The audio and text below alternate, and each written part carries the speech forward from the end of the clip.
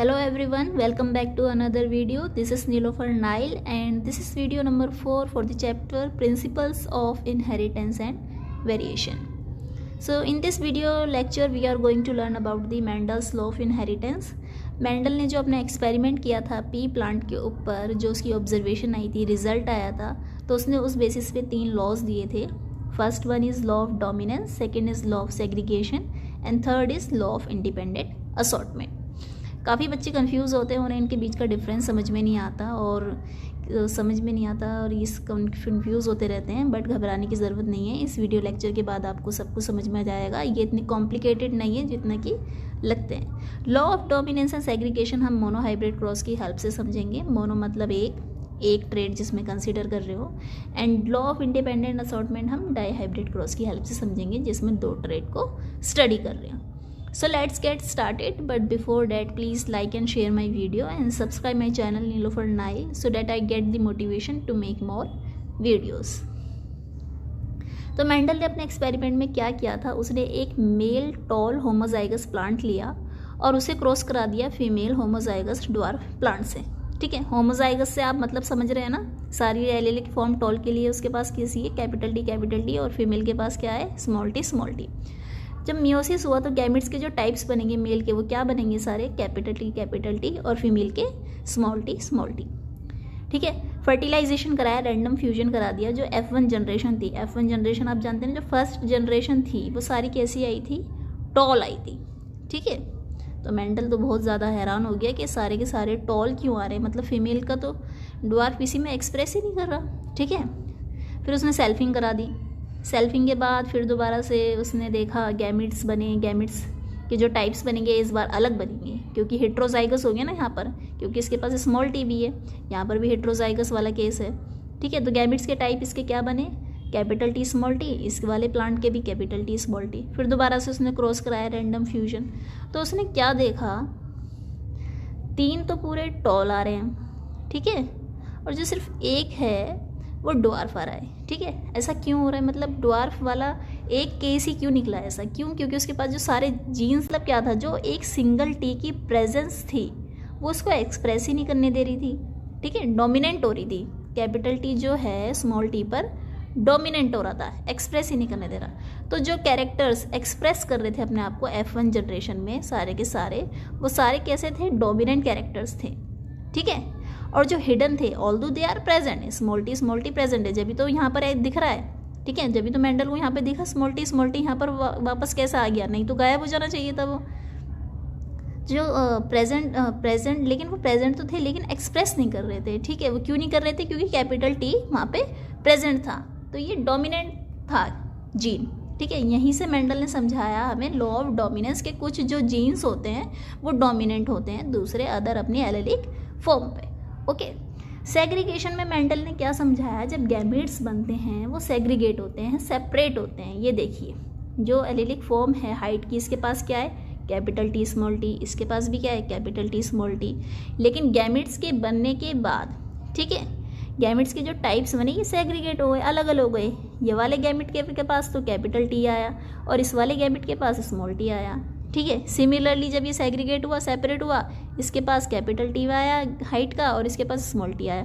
ऐसा तो नहीं है मिक्स हो गई, ब्लेंड हो गई एक दूसरे से आपस में, ऐसा तो नहीं हुआ. ठीक है, तो ये जो सेग्रीगेशन में मेंडल ने ये समझाया कि जो एलेलिक फॉर्म है वो गैमेट्स की फॉर्मेशन के टाइम अलग होती है, सेपरेट होती है. एक गैमेट के पास एक सिंगल एलीली आता है, ऐसा तो नहीं है कि ये वाले गैमेट के पास कैपिटल टी भी आ गया और थोड़ा सा इसका स्मॉल टी भी आ गया, ऐसा तो नहीं हुआ. सिमिलरली इसके पास या तो स्मॉल टी आएगा या कैपिटल टी आएगा. ठीक है, एक सिंगल एलीली आएगा. तो यहाँ पे सेपरेट होते हैं, सेग्रीगेट होते हैं. तो मेंडल ने यही समझाया था यहाँ पे कि लॉ ऑफ सेग्रीगेशन में during the time of formation of gametes only one gamete receive only single allele, और वो दोबारा से कंडीशन रीस्टोर हो जाती है, पेयर हो जाती है. ठीक है, ड्यूरिंग कंडीशन ये ब्लेंड नहीं होते, फिर दोबारा से सेपरेट होते हैं. Okay, law of purity of gametes भी बोलते हैं इसे, क्योंकि ये जो गैमेट है बिल्कुल प्योर है, इसके पास कैपिटल टी है, कोई भी स्मॉल टी का पार्ट नहीं है. ओके, डिपेंडेंट असॉर्टमेंट को समझने के लिए हमें डाई हाइब्रिड क्रॉस समझना पड़ेगा। सबसे पहले डाई हाइब्रिड क्रॉस क्या होता है?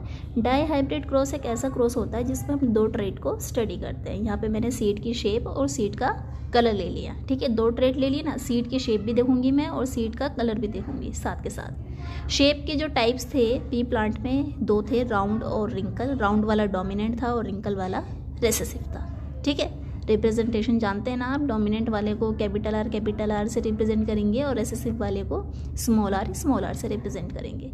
इसी तरह से सीड कलर के भी दो टाइप्स थे, या तो येलो थे या ग्रीन थे, ठीक है। येलो वाला डोमिनेंट था और ग्रीन वाला रेसेसिव। येलो वाला डोमिनेंट है तो उसे कैपिटल वाई से रिप्रेजेंट करेंगे और ग्रीन वाले को स्मॉल वाई से लेंगे। फिर मेंडल ने होमोजाइगस प्योर ब्रीडिंग लाइन ले ली। राउंड येलो जो है, देखो राउंड भी डोमिनेंट है और येलो भी डोमिनेंट है, ठीक है, समझ में आ रहा है ना। ये पूरा डोमिनेंट वाला प्लांट लिया उसने और उसे क्रॉस करा दिया रिंकल ग्रीन के साथ। रिंकल और ग्रीन रेसेसिव है ना, उस वाले प्लांट के साथ क्रॉस करा दिया। तो गैमेट्स के जो टाइप बनेंगे राउंड येलो के, वो क्या बनेंगे? सारे कैपिटल आर कैपिटल वाई बनेंगे, ओके, सारे कैपिटल आर। और रिंकल वाले के स्मॉल आर स्मॉल वाई बनेंगे। फिर पुनेट स्क्वायर लिया, एक साइड फीमेल्स के गैमेट्स रखे, दूसरी साइड मेल के गैमेट्स रखे और पॉसिबल आउटकम्स देखे सारे क्या आएंगे, ठीक है। तो जब इन्हें क्रॉस कराया capital R capital Y small Y, तो सारे जो मतलब टाइप्स थे उसमें एक कैपिटल आर और एक कैपिटल वाई सब में प्रेजेंट था, ठीक है। तो सारे के सारे कैसे थे? राउंड येलो थे। क्यों थे राउंड येलो? क्योंकि कैपिटल आर कैपिटल वाई हर किसी के पास प्रेजेंट था। F1 जनरेशन तो सारे डोमिनेंट कैरेक्टर शो कर रही थी, ठीक है।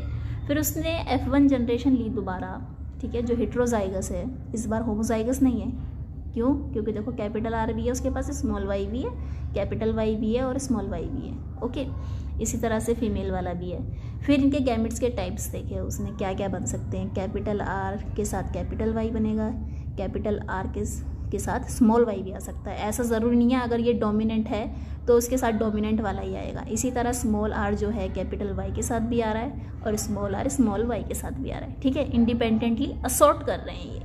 फीमेल के साथ भी यही हुआ, जो कैपिटल आर है वो कैपिटल वाई के साथ भी आ रहा है गैमेट्स के साथ और स्मॉल वाई के साथ भी आ रहा है।